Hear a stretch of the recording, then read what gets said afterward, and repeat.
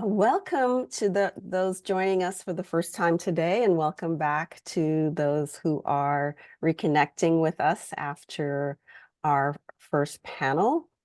I am really excited and thrilled to welcome Lena Whooo to the BGHRA's conference today. Lena is a multidisciplinary artist, author, actor, who is fantastic. I sometimes in my head refer to her as the fantastic Lena Whooo. Oh my goodness. Her work is located at the intersections of poetry, performance, art, and text, and much more. Her book, Unfulfilled: Poetry and Short Stories About Identity, Freedom, and Life, is a blueprint, I think, for thinking about identity, lineage, belonging, and the power of the healing power of art. So please join me in what is an active keynote presentation, which takes us on a journey to sowing the seeds of joy. Please welcome Lena Whooo. Thank you so much for that beautiful introduction, Sonya. I really appreciate being here. Thank you for the invite to be a part of this virtual conference of Joy and Pain. I want to shout out and thank especially the Black German Heritage and Research Association and Rosemary Pena for having me here and bringing me here. But also, you, Sonya Donaldson, for like the Africana Studies program, and in general, the Rutgers University Institute for study of global racial justice. Thank you so much for having me. I think I will just jump right in and share my screen with y'all, because I will introduce myself a little later. I just need to see if it worked. Can everybody see my screen? Yeah? Not yet. Not yet? Okay, then let me do this again. I click share. I click share.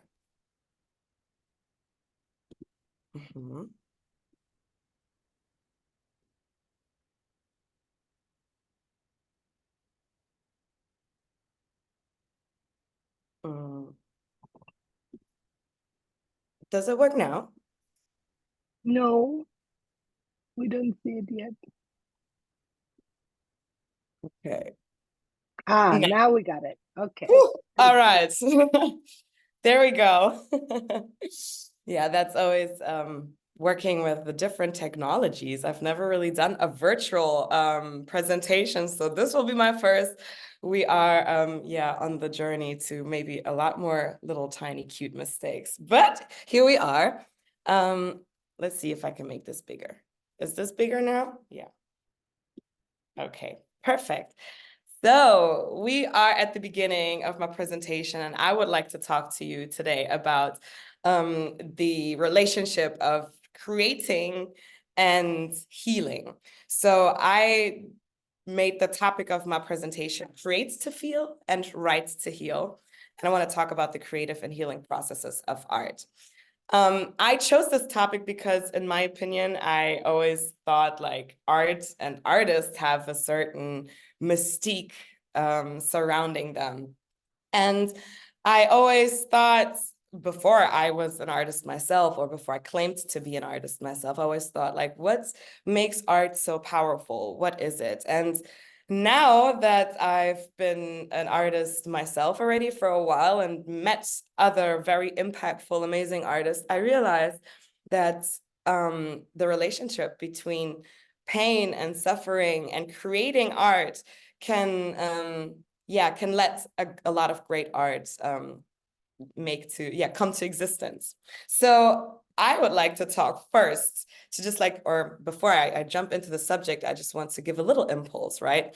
And I have this picture here of Yayoi Kusama, who is an amazing artist known mostly for her psychedelic installations. And she, in her artworks and installations, is evoking themes of psychology, of creation and destruction, but also sexism and obsession, because she herself carries a mentally or is like has like challenges in her daily life because she is carrying psychosis with her and has like schizophrenia that she shows through her art. So what I think is really interesting and great about her art is that she didn't just make a great living off of her illness in that sense, but also made it possible for others to see her world, to see her perspectives, to see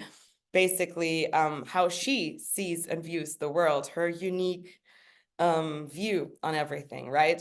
And I think that other people, but also herself as an artist, can feel a lot of joy through that. So my question here that I want to throw out to every one of you is it true that within every suffering, there lies a seed of joy that's just waiting to be discovered? That's a question I'd just like to ask into the round. And I don't think we have a thumbs up and down, so maybe I would just like to ask anybody who agrees with this quote to raise their hands. Within every suffering lies a seed of joy waiting to be discovered. Just so that I can like get a little gist of what y'all think about that. Because I do think it's like a little bit, it's not necessarily a question that everybody would agree or everybody would disagree with. And I just seen like 2 or 3 risen hands. And yeah, it was three participants that raised their hands. And there's a few more people in the call, so I would think that most people would disagree with this sentence. And that's totally fine. Now, though, we're coming to my personal opinion, right? Because I personally would agree with this sentence. I do think that somehow within every suffering, within every pain, somewhere there lies a seed of joy, a seed of positivity, a seed of learning, a seed of growth that's just waiting to be discovered so that the suffering can transform into something more, from pain into joy, right? That's why I thought about this as a topic for this conference.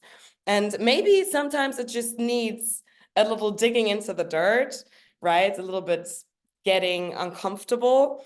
And maybe it takes some time until we find this seed of joy.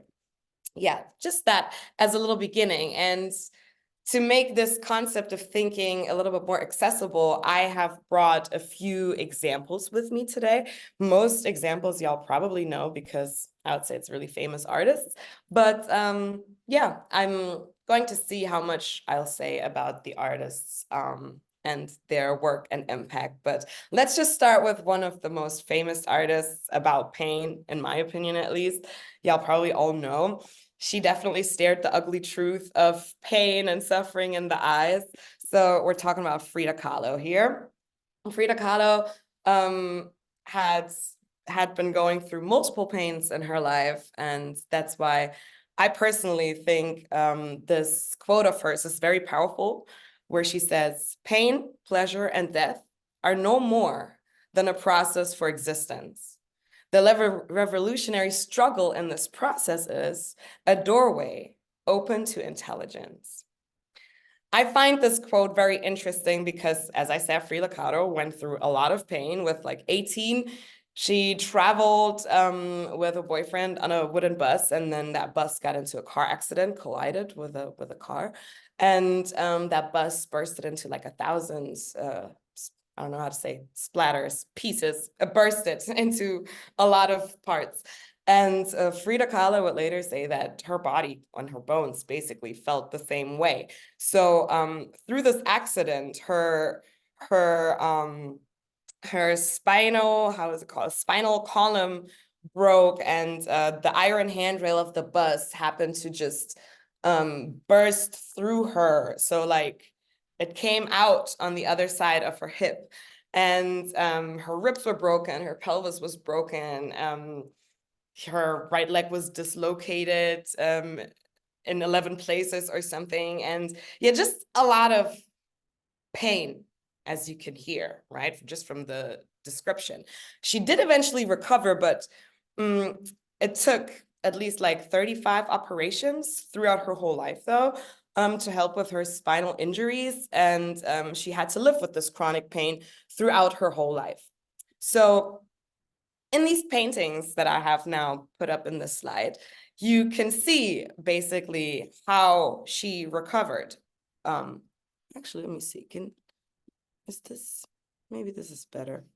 Yeah, you could actually see a little bit of the process that it took for her to recover. So Frida Kahlo mostly would sit or lay in her bed. She would have I think it's called easel, the thing, right, where you paint on and where you put your canvas on. So she would have that in her bed, and she would mostly paint self-portraits of herself, looking at herself either across the room or right in front of her, having a mirror, and then reflecting her current situation, reflecting her pains, reflecting her suffering, and making it, how should I say, public to others.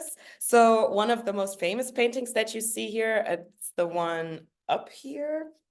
It's called The Broken Column, and you can literally see how she has been reflecting this car accident, because it's what you see there is this long metal type of spine that's replacing her spine, this metal thing that jointed through her while she had this accident. And yeah, her whole body is like splitting open, like after an earthquake, just like this part of her life had an impact on her so much, like an earthquake did. And yeah, just like the two Fridas in the middle, where you can see how she puts across the personalities that she saw for herself and that lived inside of her, and they're holding hands and they're connected through her heart. I think those are some very strong images and paintings. So yeah, I brought another quote that I really liked of Frida Kahlo's, and it says, "Don't build a wall around your own suffering. It may just devour you from the inside." And it just, I wanted to quote her, or I wanted to say this quote, because in my head it was like, imagine just all this pain that Frida Kahlo had to go through, or went through, that Frida Kahlo went through, and her not having anything to release it with, because obviously painting was a form of release for her. So I wonder what would have happened if she wasn't able to communicate all of these emotions, if they would have just stayed bottled up. I feel like this quote of her really shows that painting improved her mental health and her healing process overall. And that she basically used painting as her metaphorical sledgehammer, right, to tear down this walls of suffering that she would speak about here in this quote. And yeah, that she tore it down that much with the paintings, not so that she could see it, but also that we could even see it. I think this is something very, very powerful. And Frida Kahlo ended up, at the end of the day, like creating over like 140 something paintings. And most of them, or a lot of them, like 55 self-portraits, were under those many paintings. And she said that she paints herself because she's so often alone. She's a subject to solitude through her illness. And therefore, she is the best subject, or she's the subject that she knows best, like that. And with her as a subject came the subject of suffering and pain. And yeah, just in these paintings, again, you can see like these raw and emotional self-portraits, and how both physical and psychological wounds are being discussed in her paintings. And yeah, the impacts that this accident, but also like suffering and the relationship of hers with pain shows. So like overall in her artworks, you see themes of pain and disability and injury and fragility and suffering. So the next artist that I had brought with me has a very different approach. Marina Abramovic is a performance artist that, at least from her biography, did not have to endure so much physical pain, but just carried how should I say, a curiosity with herself, because of difficult relationships with parents and growing up and stuff like that. So Marina Abramovich pioneered now as a performance artist that would approach pain in a way that she would bring it to the audience.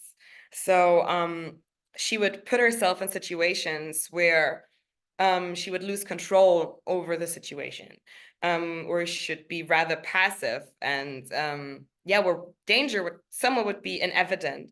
And she pushed really like the boundaries of self-discovery and pain and suffering. You know what? Let me just put like the next foil on, or the next slide on, because in this performance piece, for instance, she really was called The Artist's Presence. She was really showing endurance and vulnerability.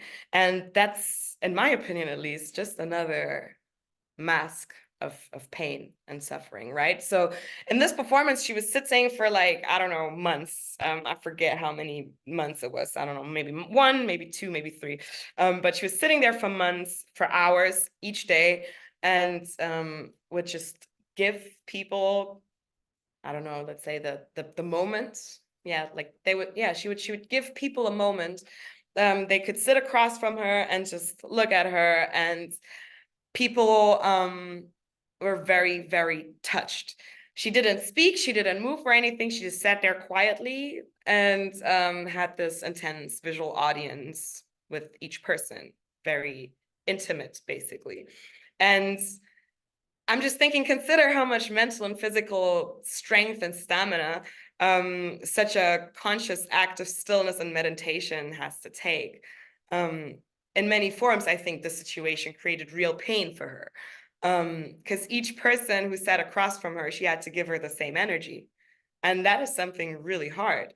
Therefore, every person that sat down across from her came to face with an artist that is in that moment in a situation of real suffering, trying to cover that suffering, though, for the sake of art,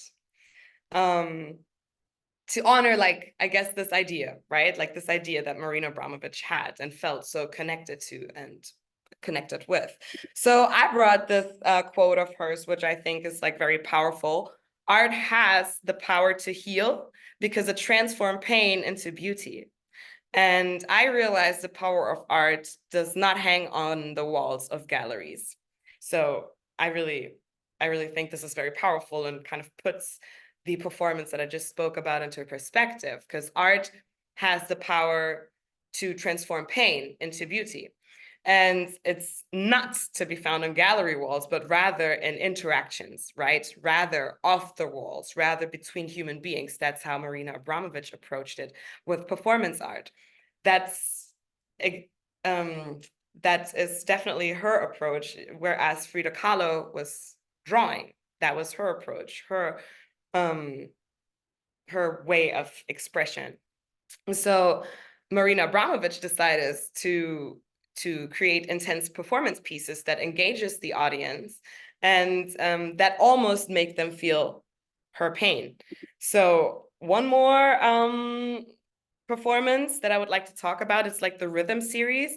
And there in this performance, she basically offered herself as an object of experimentation for the audience. There's like different objects laying around in the room, and Marina Abramovich would just stand there.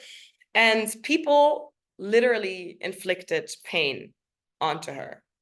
And I would never do this. It's just something that I'm saying. I do not like pain, right? So I think it's such an interesting approach for an artist to show people the relationship that oneself has with a specific topic, with pain, and that for us as the audience, she created, let's say, a joyful moment. I don't want to say like sadistic people necessarily came only to her performance and were like, oh, I'm looking forward to inflict pain on Marina Abramovich.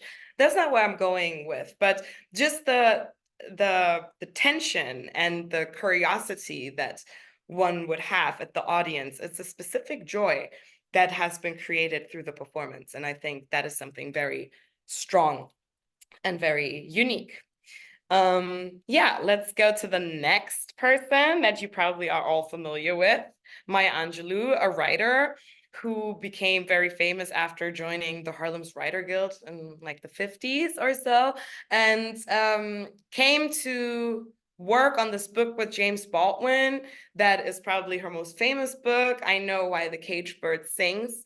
And what I think is really interesting about this fact is that the book was banned back then in many schools during that time, even though Maya Angelou would write, let's say, only about her pain. So like about social injustices, about pains that were inflicted on her when she was younger, like sexual abuse or sex work and all these things. So this honesty that people couldn't cope with at the time. Like this honesty about having been sexually abused, for instance, was just too much of a taboo as a subject in the culture back then. So people didn't want to deal with that kind of pain. But yeah, her approach is basically so beautiful that we can't see her quote right now. Hold on, sorry. Her approach is basically so beautiful that, you know, we like nobody could stop it from getting popular anyway. So the quote that I brought here is, the idea is to write it so that people hear it and it slides through the brain and it goes straight to the heart. Oh, that quote alone, honestly, goes straight to my heart. It just passed the brain. It just went right into resonating with me emotionally. And that's something really, really beautiful. I would also say that's why she wrote so many best-selling books at the end of the day, and that's why she became to be an acclaimed author and activist for social rights. Because yeah, her approach would just touch people immediately, and her pains was very very easy to grasp through her words. So here we have another genre basically that we're using. We have painting, so for performance art, and now we have writing, like the word. And that resonates with me a lot, especially this quote that there's no greater agony than bearing an untold story inside of us. And I think that this is where pain lies a lot of times, and how Maya Angelou made her pain accessible. She used it to raise her voice for others to relate when she said this quote, I would say. And when I read it, I hear that we should definitely, no matter what we choose, if we choose works or paintings, performance art, music, that we should definitely share our fears. We should share our pains, our anxieties, our vulnerabilities. That all of those things, all of these negative things, these pains, they're untold stories. They're untold stories because we don't like to talk about them, because society neglects them a lot too. Society doesn't like to talk about negative things too much, right? So these untold stories, though, have a right to be heard. And if we're telling them, that we yet have a lot to learn from them. So yeah, we won't get the chance though if they stay untold. So that's why I really like this quote. At this point, I think I will just bring one more less famous example. I'll just connect it to me and finally introduce myself. I'm Lena Whooo, and yeah, I am an artist, as you know, and an actress and an author as well. And that's why Maya Angelou's approach really resonates with me. I do feel as well that every story has a right to be told, and I want to tell my stories in the way that I would like to tell them. So I brought my quote of myself, and yeah, let me just read it. I brought my quote: "Don't forget them, your demons. Invite them to have a chat, a conversation, you know, and rationally decide if you want them around." Because I realized that all, as Maya Angelou said, these untold stories, they're just sometimes what we call or think of as demons, as like shadows, as something bad. But as I spoke about in the beginning, sometimes there lies light in the shadow, right? Or a seed in the dark dirt. So I want to use this approach for myself with all of the pain that I carry. Like, there's a lot of cancer in my family, so I'm scared of cancer. I'm scared of losing my mom of cancer. And there's I wrote it. Let me just check. Right, violence. There's been like violence, domestic violence when I was growing up. So that also had an impact on me and how I deal with pain and how I view certain things and deal with shame and whatnot. So I want to bring these demons into the light and realize that I actually want them around. I rather want to make them friends than my enemies. So just like of the other artists, I will talk a little bit about my art. Here you see cube dudes that I have created out of the impulse that's enabled me to capture pure emotion. So it started with me just actually liking the form. I really just like drawing squares, and for me art is something that I should enjoy. I would like to enjoy when I create. So while just drawing cubes a whole lot, I realized that making figures like humans out of these cubes reminded me of the humans that I see in the world, and that causes me pain because to me, a lot of times I see a lot of ignorance in this world. I see a lot of isms like sexisms. I see racisms like homophobia is an ism. You know what I mean? So like all of these things that cause pain to me, I kind of like just put it on a canvas in form of a cube dude, and then I have an instant release. I feel better instantly. That's something that I wanted to share. Then this is part of the Black Art series.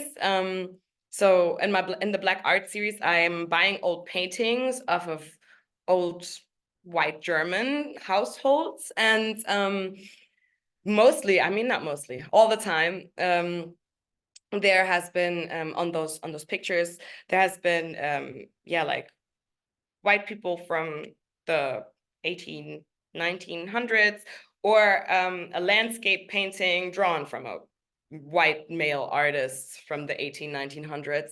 But they have these really beautiful gold frames, right? So I realized that I could make a statement piece of art, or like series of statement art, because still to this day, for me, this is an issue that I don't see paintings with Black people in museums unless it's an urban avant-garde type of exhibit or institution.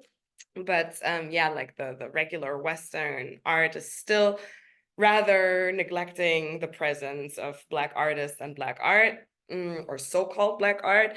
And we still don't have recognition really in art history, and we're still being overlooked. The impact of Black artists in art history is still being overlooked. So with this art series, I wanted to make this statement of like conceptual art, of a conceptual art piece where I say, obviously, with this piece, I speak about us and us Black artists having no visibility, having no spaces for Black art and Black artists, and that there's still censoring going on. So you know what, I'm gonna go ahead and I'm gonna censor y'all too. Like I'm gonna censor this art from back in the day that nobody even cares about, that's dusty in somebody's attic, you know? Like I'm gonna censor it just because I still feel it's a relevant topic that we're not being acknowledged, right?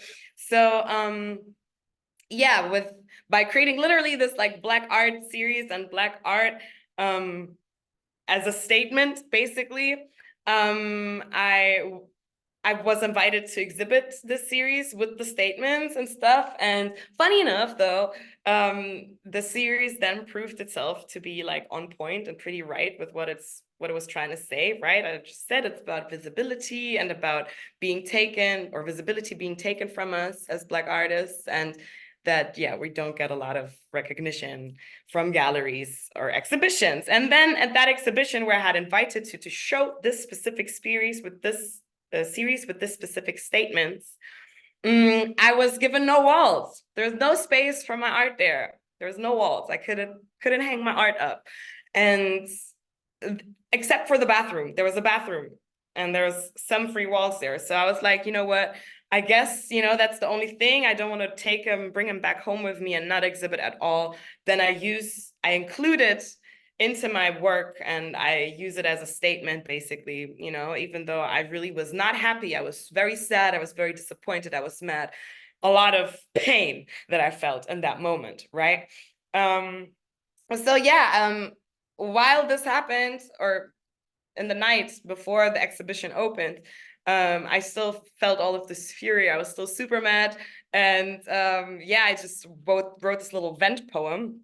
And I share this one line with y'all as my quote, basically. So I wrote this whole poem. At the end, I said, "It's up to you to admit it. How many times you've seen black art without thinking someone hit it?" Yeah, it's basically explaining itself. I told them then and there, basically at the moment, that I was not happy with where my art would be, but it was being overheard, neglected, ignored. So I chose to read the whole poem, the whole vent poem, which you see now, just the last line. I chose to read it in front of the entire audience at the day of the exhibition, just because that's my form of release, right? And it made me feel better. I didn't bring it home with me. It didn't eat up my soul from the inside, as Frida Kahlo basically said. Yeah, and I realized, like, wow, I do this a lot. Like, when I feel some type of way, I use art to express this feeling of feeling some type of way, to express this pain. And then at the end of the day, even I'm able to communicate that, like, for instance, in my book that I had published, where I just collected a bunch of my journaling pieces and works and, yeah, made them public for, everybody. So yeah, I realized writing is my most impactful, I would say, expression or form of expression or form of release. And yeah, the self-reflecting qualities just of journaling or creative writing are something that really resonate with me. And I feel like when I write or journal, my subconscious is just writing itself onto the surface so I can look at it and deal with it. And that's something really powerful for me. So I started basically combining my love for words and poetry with my love for painting and my love for cute dudes. And I just combined it all, and it feels really good. That's now a place of joy for me, even though all of its roots basically in pain and wanting to express that pain, mostly for myself, but then also sometimes for others. So yeah, my love for searching new ways of, like, release and expression made me tap into many different art forms, and I'm very glad that that happened to me, because I realized I don't want to be a professional in one thing necessarily, or like, yes, specialist. As professional, I am a specialist. Is that what I wanted to say? I don't necessarily need to be viewed as a specialist, but I do want to be viewed as a passionate being. Like, I'm very passionate about the things that I do, which leads to me being professional. So yeah, that made me think of a workshop sequence of writing to healing, because that's what I did. I realized I wrote to heal. So let me use this creativity as a powerful tool, for self-expression, self-reflection, for healing. And maybe I could help that way also others to tap into their inner joy and, finding moments of peace in everyday life situations, or in SOS situations, right? Where people would feel very overwhelmed with a certain emotion and want to get rid of it. So yeah, that's why I came up with this workshop of journaling as a form of autobiographic writing and fictive writing too sometimes. And yeah, I really love that I'm able to be doing this, that I can focus on processing personal experience and helping people to strengthen their relationship with themselves. And whenever I do the workshop, I still strengthen the relationship with myself. Like, I think it will never stop until I'm probably dead, right? But I know I will constantly evolve, thankfully. And it feels very great to do that with community, within a safer space that I and the people that are participating in the workshops are creating, that are allowing us then to like deep dive into our emotions and into our personalities or characteristic traits or traumas or whatever it is that somebody brings with them to the workshop that does not need to be shared, by the way, you know. It's a very, very nice practice that I have noticed that brings me a lot of joy, because I can share my tools. I can share what I have learned and experienced. And that just gives me a whole lot. All right. So before I talk a whole lot more, oh yeah, still true. I have a little photo because yeah, I just want to share that real quick. I have done the first Right to Heal workshop actually in New York this time, which is also a major accomplishment for me. I've been doing the workshop for years now in Germany with multiple institutions or several different places where I can do that. And it was like a big how should I say, it was a big risk for me. I felt like that I would take in order to host it here in New York, because I was like, who's even going to show up? But over Eventbrite, I reached a few people and they came and we had a great time, and it was just as wholesome and healing as it was when I was doing these workshops in Germany. And I realized the communities here have just as much need to heal than the community does in Germany. Because I do give these workshops mostly only for Black and Brown people, or Black and Indigenous people of color. But now I would like to just make a few key points of the realizations that I would have, or that I've gotten over time. So I through the writing, or through creating in general, I created like a way better relationship with myself. And I realized that I am deserving of good things. I wanted to treat myself better. I did like morning routines. I tried to eat more healthy. But I also noticed that writing alone, painting alone, performing alone will not lead me to the results that I would like to have, which is like me being completely at ease, me feeling 100% healthy or good with the pains that I had to endure. So through the writing, through the journaling, but also in general through art, I noticed like, hey, I think I want to do therapy. And I think that's okay. I think there's no shame in asking help sometimes, right?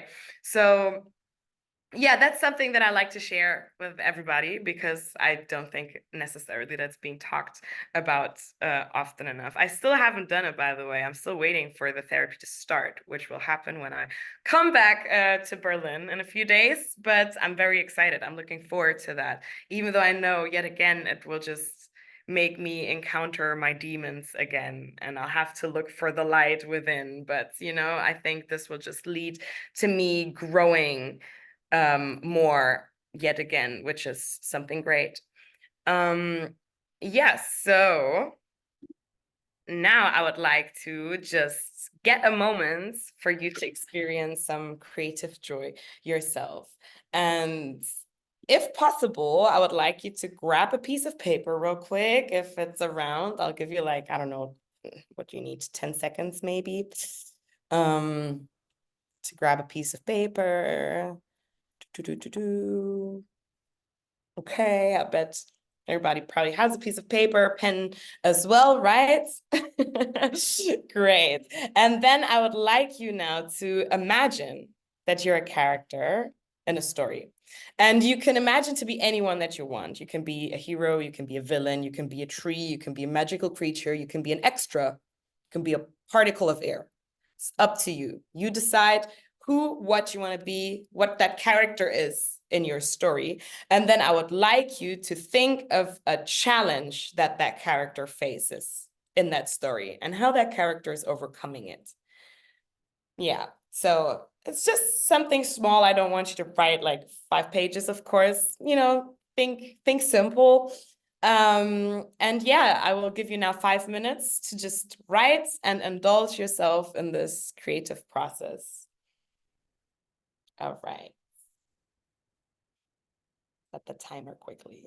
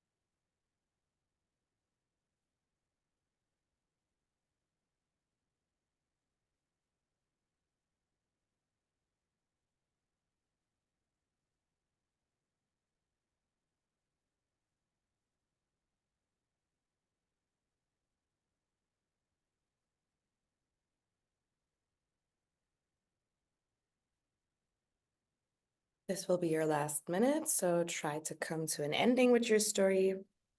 Try to see if the character has overcome the challenge.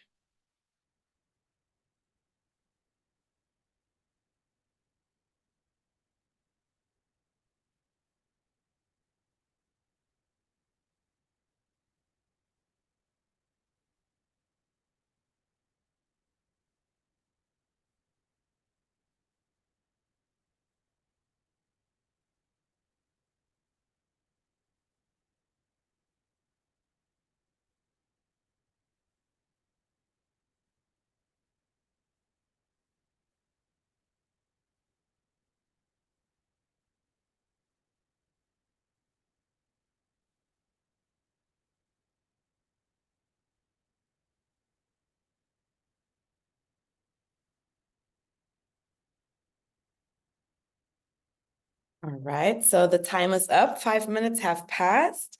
And now I'd just like for you to take a moment to reflect. Like, how are y'all feeling? Did it feel good, bad, normal, very different for you to step into this character's shoes? Is there anything that you really disliked about the character, overcame the situation that you had wrote? Something that you really disliked about it? Did you discover something new about yourself through this character that you wrote? I would just like you to take, I don't know, another minute, maybe not too long, another 2 minutes, to write down the realizations that you have. So, yeah, put the timer on again on 2 minutes. Just write down quickly what it did with you. How did it feel to step into this character's shoes? And did you discover something new about yourself?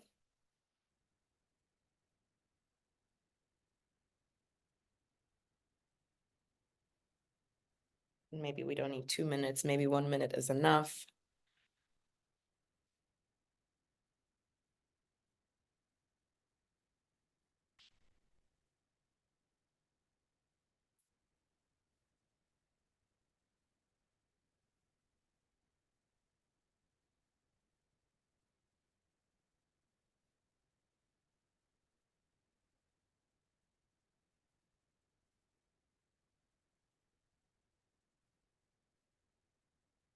All right. I hope you were able to write something down. I just want to wrap it up with like a little conclusion, because even if you found out that right now this exercise didn't work for you, yeah, there's nothing new to discover, just in general, no connection to yourself, to your subconscious, to yeah, that there was just no resonating energy there for y'all, then that's really, really fine, because creating a lot of times is about trial and error.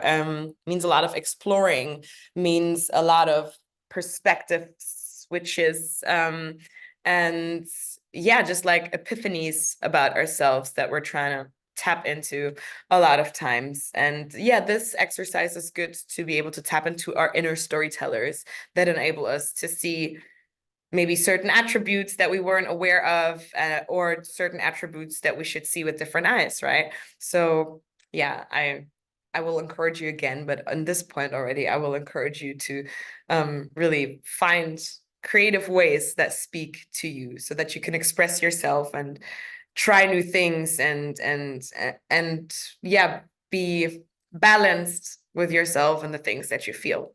So let's continue what it even means, transforming pain into art. And I realized that I'm really behind on time, basically. So since scientific stuff to me is the most boring, I will not bore y'all either. And I will just like speed through this just a little bit, you know? So yeah, transforming pain into art means basically, you know, that we are all artists technically that are able to use this transformative energy that, you know, creating art has, to grow out of whichever it is that bothers us. So like there's therapeutic benefits to creating art that are proven these days. So yeah, I put it down here in bullet points: the healing power of creativity, therapeutic methods such as art, voice, movement therapy. There are these days really common, more expensive though, I would say, especially here in the US, question mark. Me being from Europe, especially me being from Germany, I can only speak on Germany's behalf in that sense, because there, at least, it's not part of the general healthcare, unfortunately. So regular psychotherapy is, but yeah, art therapy is not, and therefore I say it's more expensive. But yeah, the healing power creativity shows definite positive effects on mental health. It reduces stress, anxiety, depression, and there's a whole bunch of studies that have been done and that are being done in the moment still, like that are ongoing, that are trying to demonstrate the positive effects and the impact of art therapy on individuals. Here is, for instance, one of those studies. In that study, they tried to examine the psychological and physiological effects on art, making or like on art producing and art creating on stress reduction. So they checked the cortisol levels before and then after art production, and they realized that there's a decrease in cortisol, of the stress hormone levels, in the participants. And yeah, we can see that very well here in the graph and picture. Then another very important point that I had mentioned a little bit with my workshop, or that I tried to bring across with my workshop, is that you can get a lot of connections through art. So there's a connection to self, of course, that I had been going on for a long time, and there's the connection to others. So I will skip a little bit through the connection through self, because literally it's everything that I had said. It's just scientifically underlined with different studies here. So I feel like we don't necessarily have to spend a lot of time on this. So there's another one, showing or proving that there is, how should I say, like if you do everyday creativity things, then you create a higher sense of self and purpose. Yeah, and this one, they were talking about how everyday creativity and small creative acts in daily life, yeah, will make you focus better and helps you making or connecting different topics with one another, which they called here groundbreaking discoveries and creative genius, which I think is strong words. Yeah, so the summary: connection to self, you get a sense of purpose and meaning, you create a sense of joy and happiness and relaxation, you have a reduction of stress levels, and a small daily doses of art creation are enough to get this positive result. Now, the community aspects through art, the connection that you can have with others, are proven as well. So we have the role of community and engagement in art projects that have been tested, where in the study they're showing let me check. Yeah, they're showing how how infrastructure, how rooms, like spaces, make an artist, or how the impact of structures will have an impact on the artists creating.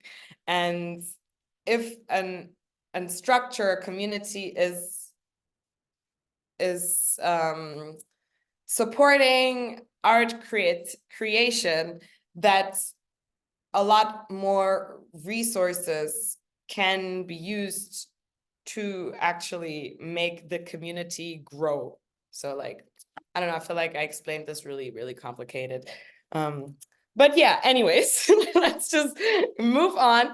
And yeah, we already had said that it's not just well-being for one person, but it's also well-being for a lot of people. So art can lead to engagements of well-being in groups. That's what this study had trying to prove. And in this study, they checked community events like art events and stuff, and we're trying to see like with questions, trying to see what people felt like and if it had any form of impact on the people visiting. Yeah. All right. So in summary, art and community through art can highlight the role of art in fostering community and connections. We have collaborative art projects that can promote empathy and understanding and promote social change. We have seen that with a lot of art groups. I don't know, let's say, for instance, best example, the Writers Guild that I had mentioned, that Maya Angelou created her book with James Baldwin with, right? Like in community, a lot more can happen. This potential of making your voice be heard can just grow or expand. So I just summarized it again. The role of art in healing is big these days. We think that creating art is just something to pass time with a lot of times, but actually it has a lot of healing benefits. And yeah, if it wasn't for the connection between art and healing and public health, or like the broken connection between art and healing and public health, maybe we would have also a society that would feel a lot better with themselves and about themselves. So yeah, this is just another study that I had came across that checked the behavior of people that were in jail and checked how their behavior would change if they're taking art classes and for how long they're taking art classes. And what I think is most important here for my point to make is how well they got along with other inmates, especially when they created art over a long time. Yeah, and for a long time. Cohesive. I don't know. Sorry. Sometimes I'll be losing my words, but yeah, I think that's a very, very interesting study and like very cool outcomes of that. So yeah, it's not a cure. Definitely, art therapy is not necessarily like the magic cure for mental illnesses or trauma, but it can definitely get rid of some of the symptoms and provide relief in some way or another. As I said, for me, it's just solely the expression that one can have. Yeah, it's a part to provide more holistic care overall. And it may not cure illness, but it can significantly improve quality of life and contribute to overall well-being. So I don't want to be toxic positive. I don't want to embrace toxic positivity too much, though. That's why I felt like I should also give some bad examples, because there's so many, I would say, right? Where art alone just wasn't enough, because art is not a magic healing thing. So for instance, Vincent van Gogh, right? Very famous, I'm pretty sure y'all know. He suffered from mental illnesses that were unknown, and he was in a mental institution. They tried to heal him in that sense, but after he left the last time of him being at a hospital and being taken care of, he realized that there was actually nothing that he could do about how he felt. So I took this quote of his. In a sense, I'm glad that I've never learned how to paint. To suffer without complaint is the only lesson we have to learn in this life, which I think is interesting, because, you know, today people trying to learn how to paint like Vincent van Gogh, but Vincent van Gogh was similar to Yayoi Kusama, had actually just painted because that's what he felt he needed to do in order to be okay with the life and perspective that he had. So another bad example is oh yeah, I did not say, by the way, Vincent van Gogh shot himself at the end. So yeah, that's why I'm saying, like, it's not, art alone is not necessarily a cure, and not knowing what his mental illnesses were made it impossible, I guess, to treat him really. He did his own treatment for a while. He used medication at that time, I guess, as well as was possible. But all I'm saying is, without the right treatment, a big illness cannot be cured with art, just like a broken arm will not be cured by me painting the broken arm, right? So I just want to make that point across, like it's not magic. So yeah, Jean-Michel Basquiat, I hope all of you know him as well as an artist. Had also several pains, and later on, at the end of the day, I would not say like committed suicide as Vincent van Gogh, but died of the lifestyle that came along with his pains, which was major injustices that he saw as well, being homeless for whiles, and then also being exposed to drug and abusing drugs a whole lot, and wanting to be famous really, really bad. That's at least something that you can read in his biography, that he was really that he loved or that a lot of his idols were those that died of overdoses while he was still alive. So I don't know if I want to say he followed their footsteps, but Jean-Michel Basquiat later on also died from heroin or for drug overdose. So I really liked this quote here and brought it. I don't think about art when I'm working. I try to think about life. The Black person is the protagonist in most of my paintings. I realized that I didn't see many paintings with Black people in them. Yeah, you can probably realize why I took this quote, because it really resonates with how I view the world and why I create art. So yeah, but I just want to say again, creating art may not be will not be the source cure at all. There might still be pain there visible for you, for others. And if it's not being cured through art, we have to make sure, we have to take care of us enough so that we're getting it cured somewhere else. Somatic therapy, psychological therapy, whichever works, art therapy. But yeah. Lena. So it's just a few more things. I had Lena. another exercise, but I think I'm just gonna rush it through here. No, no rush. I actually wanted to, yeah, I was hoping that in the interest of allowing the audience to have a more interactive experience with you, that we would sort of open up the conversation, even thinking about the first sort of mini workshop that we had where you invited us to engage with a character and a situation. I think that was so beautiful and a really great way to not just, sort of talk to us about the power of art, but to open us up to sort of the practical aspects and to engage with it as well. So I want to start by thinking about what Heidi, it's a question from Heidi Keller Moon, who says that writing and storytelling have been her medium too. And there's something else for her, which is activism and volunteering. And so what you've told us about yourself sounds like you are also giving of yourself by volunteering through teaching and leading workshops. In fact, you're demonstrating that right now. Would you agree that this is part of the way that you find the seed of joy?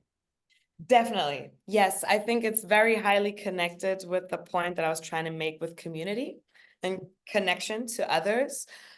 Yeah, it's a core point of it all. Yes, activism, volunteering, having the feeling that you're not doing this just for yourself, but you're actually impacting others in a positive, meaningful way. Yes, definitely. Very, very good question. Yes. I wonder if you could talk a little bit about how you came to your art. I know that you talked earlier about your inspirations and the sort of multiple threads that you're pulling on, but did you always consider yourself an artist? And did you always consider yourself a multidisciplinary artist? Or how did you come to this person who is Lena? Woo! That's a very good question. So yeah, no, it's that I called myself an artist actually.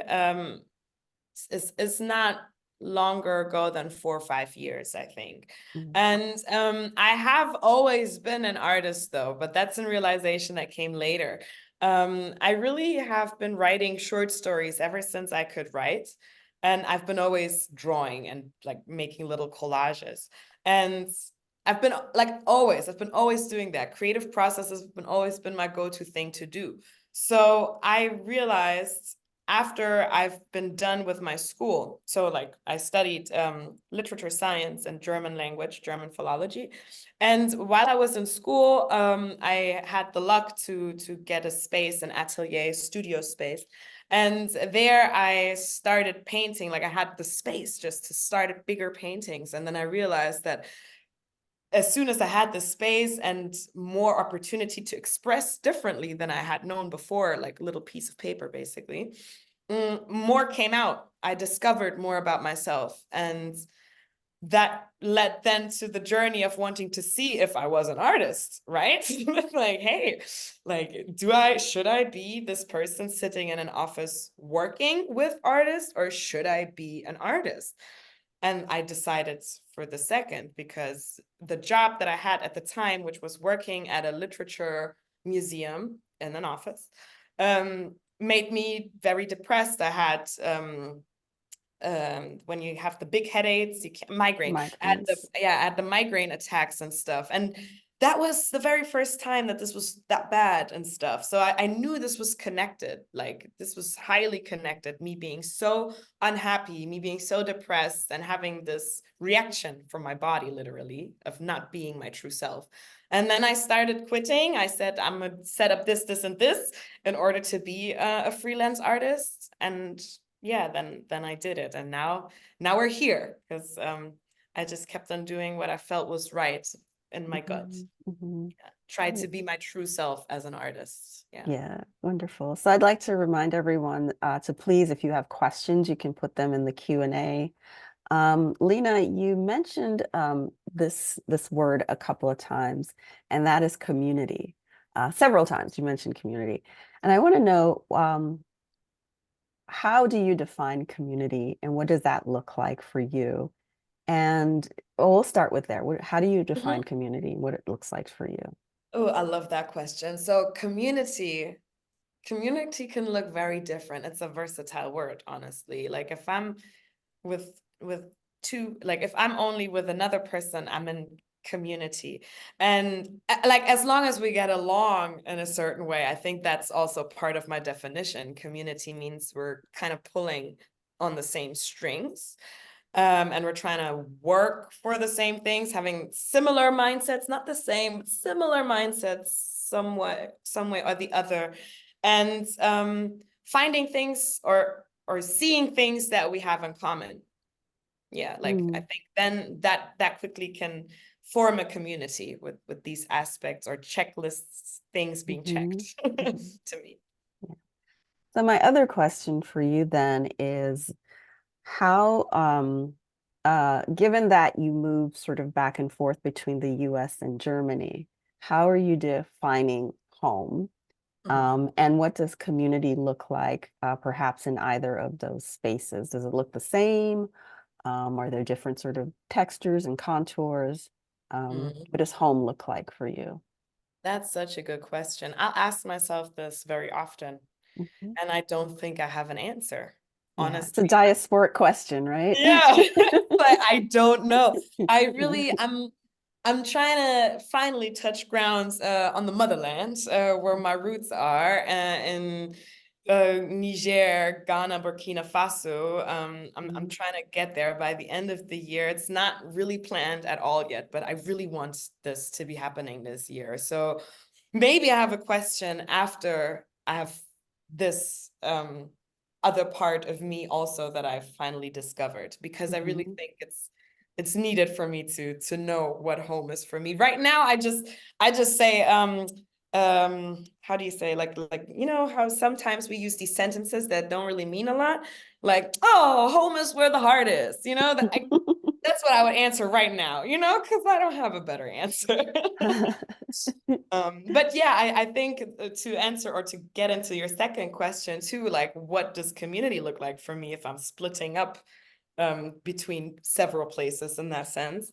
That's also interesting because I realized that my view on community changes, and that's why I gave you such a weird answer before, you know, saying, well, community can look like anything. Because it really can. In Germany, when I say community, it's I feel like it's not as Black, and maybe that's okay because you know, even though we are more minority in Germany, that I feel like, you know, the Black community is a minority in the States. Like I feel like there is no minority here in that sense. At that point, it's 50-50 unless you go into, like, I don't know, like the middle of the country, I guess, you know, but Or Maine. yeah, or Maine, right? There is some very white spaces and places, right? But like where the center of life is happening mostly, that's where you find a lot of bustling and bubbling cultures, and like so many different perspectives, like so many different opinions, and like yeah, like just impulses from people. And I think that's what makes a community community too, like when people bring what they have into it to pull on those same strings as I had mentioned before. And I do see that here, and I see it in Germany. I would say, like when people do trying to get together and create a community, then great and amazing things are happening. I just maybe you can enlighten me on that, because I feel like in Germany though it's harder to find this community. It's like an active thing, like, you know, we have to speak like to people almost like singly, like, hey, come, do you want to come to this? Please come. Whereas to me as an outsider coming here, I feel like there's just so much community, there's so much different options. Like, you know, I don't even know where to look, you know, like there's so many different places and spaces, you know. Yeah, that's the answer. Great. No, thank you. No, I think that's a question, you know, we can all sort of answer and have multiple sort of ideas or responses about what constitutes home for us. Yeah. You know, and I feel like at its core, it is a diasporic question that attends to belonging. And so the way that we think about rekinning then becomes really central to attending to this question of home. I'm going to take a question from the audience, Spencer, who says, I love your piece of covering the German painting with the black coverage and the paintbrush. You didn't show the piece before. You didn't show the before piece. Why? Did you want the viewer to have to think more deeply about what needs to be reconstructed to change the art? To answer this very honest, as I said, I just want to censor. I have no interest in showing what was on there before. It's not part of it. Doesn't, in my opinion, I would be curious too, you know, like it's like the question makes total sense, but me being the artist, right? I'm just like, it doesn't matter, you know, nobody's supposed to know like what was on there before, because it's part of the statement, right? Like they're censoring us, they're there, you know, but there's so many spaces where we're not being like seen, where we're being invited, and then still they're trying to switch things so that it fits more to their agenda or whatever. And I'm sick of it. So I'm like, you know, I'm not gonna give anybody like the little bit of dominant white art history and culture that has been on there, because I want to make it black art. I transform it, it's black art now. Interesting, but that history still hovers, right? Because there is something underneath it. So it hovers, but we actually don't access it or cannot or refuse to access it. Yeah. That's wonderful. I like that. I'm on the question of identity. I know that you've written about this quite a bit in your book, your collection in particular. And I'm wondering how you see and understand yourself as a Black German, whether it is within the context of the German nation or outside of it. How are you sort of attending to a sort of self-identification? And then how then does that also relate to the work that you do, the art that you create? Yeah, that's also still a journey. It's still a journey, honestly. Sometimes I read very good literature, especially about colorism, where afterwards I read it afterwards, I'm like, I shall not say I'm Black, I'm mixed. That's it. But then I come back to Germany and I realize how like being that I'm not being viewed as mixed. I'm definitely being viewed as Black. Also, I feel Black. So, and not necessarily just in that case, like, because mixed is so unspecified in that sense. And everything about my identity in that sense has been so unspecified. And that's why I'm looking for these words, right? To find a base that I can put my identity on. So I'm still I'm in the ocean of the words and of finding myself in that sense, because what I do know is that I can say afro-german and it feels good. Definitely. But a lot of times people don't really know what that means, you know, like in a lot of contexts, even in Germany, you know, people are like, what do you mean with that? I'm like, well, you know, it means diasporic heritage, it means German heritage, you know, it's combined. Basically, it just means, you know, like a Black German, and like, oh, okay. So, you know, I don't know. I'm Mhm. still on the verge to find out how, like, Mhm. what words describe me best Mhm. and how do I feel best with it. Yeah. Mhm. Does that account then for the sort of fluidity with the way you move between the two languages, with English and German, for example, in your written work, or between the way you move sort of amongst the different sort of art forms?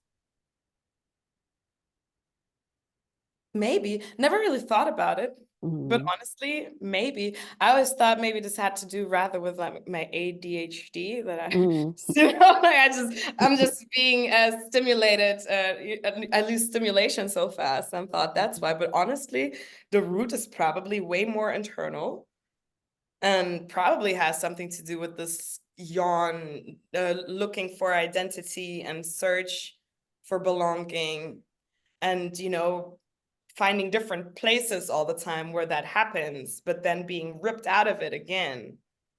And yeah, I do the same with my art and my process of like being creative. Yeah. Mm. So Mm. very good point. I will take this note and I will write a poem later. Thank you Oh so no, much, Sonya. you're welcome. I think another question that I would like to have you talk about is the workshop itself Mhm. and how you came to put together these workshops. Sort of what's at the core of the work that you're trying to do with this workshops. And yeah, let's talk about the core of that first, and then what are some of the work that emerges from those spaces? Okay, amazing. So at the core of this workshop is for me that I wanted to bring an easy self-help tool that doesn't cost nothing to a very marginalized community, like doubly marginalized community, because I mostly hold it in queer, Black, brown spaces. Mhm. And I would say that that group of people, or, you know, yeah, let's just say that group of people has, for multiple reasons, not a lot of access to health care in that sense. So yeah, I just wanted to reach them because I'm one of them, and that's why I felt like I didn't. It would have helped me if I knew that before, you know. And Yeah. yeah, it's a simple tool, something really small, but it can make a big difference. So yeah, that's why I want to make these spaces and just give people this idea of like, hey, it might change your well-being, you know, might Mhm. not, because maybe writing is not for you. Maybe you need to do music, actually. Maybe you need to dance, actually, you know, like, yeah. What are some of the characters and scenarios that you've enacted in your own uh, versions of the workshop? What's one that's memorable to you? Ooh, now this is tough. I've given it so many times, like so many times that I really can't count anymore. Let me think. A character that I have created, that I've written into existence. Okay, so one time I've did this, I combined autobiographical writing with script writing to an extent, and I asked the participants to use a story or a movie, like a book or a movie that they loved and where they loved the character for, you know, reasons that they should write down quickly, and then they should just write themselves into the story, you know, but they could change the story a little bit if they wanted to, but not too much. So Mhm. I chose this very is a very cringe movie called 500 Days of Summer, and I watched it when I grew up. I think I was like 15, 14 or something. And I don't know why, but it stuck to me as like the perfect, unperfect love story. And at the time, I was going through a breakup. So yeah, I just wrote myself into it, but made the story queer. Mhm. You know, like it's not necessarily like something groundbreaking now, right? But it just had a big effect on me because after rereading it, like at a very later point, not after the workshop, but way, way later, I reread it, and then I realized that actually, yeah, that actually the issue that I had at the time wasn't an issue, and that it could be resolved still until this day. It just had to do something with my own outlook on things and my way of how I moved and viewed certain things. I see. Yeah. Yeah. Oh, that's wonderful. So not a question, but a comment from Heidi, which I think relates to the workshop, the sort of mini workshop that we just did. And she says, I'm 85 years old and I raised my hand. I'm not sure that I would have raised it when I was in my 20s, which is to the question that you asked earlier. A lifetime of experience has taught me the wisdom of the statement that there is a seed of joy within the pain. So I wanted to share this sort of beautiful sentiment with everyone. I think maybe 3 people raised their hands when you asked the question. And that question attends specifically to the theme of this year's conference, right, which is joy and pain. And I think many of the participants have really talked about the complexities of that, right? That it's quite nuanced, and joy and pain are a frame, but there are also things outside of the frame, right? As you talk about in terms of that art piece. So even thinking about that moment that you described where your work was, the only space left for you was the toilet, the bathrooms, right? And thinking about, how particular spaces are relegated, right, for Blackness and Black people. And so what do we do given that those spaces are the ones made available for you? I'm wondering if you can take us to that moment, right? When I know it's a moment of pain, and I apologize, but the way that you took that and transformed it, right, into a different kind of thing, right? It's a moment of protest, right? So can you talk a little bit about just, as much as you want to, and about maybe how your response, how you transformed, right, that moment of pain? I think it was not one moment. I think it was 2, 3 or something. Yeah. Right? Yes. It came in steps. So first I felt a certain stubbornness, like when I was told from the people that were organizing it, and like, oh yeah, but there's really no other walls. But it fits here in the bathroom. Look, there's this gold mirror, kind of goes with the paintings, no? And I was like, right, sure, like F this.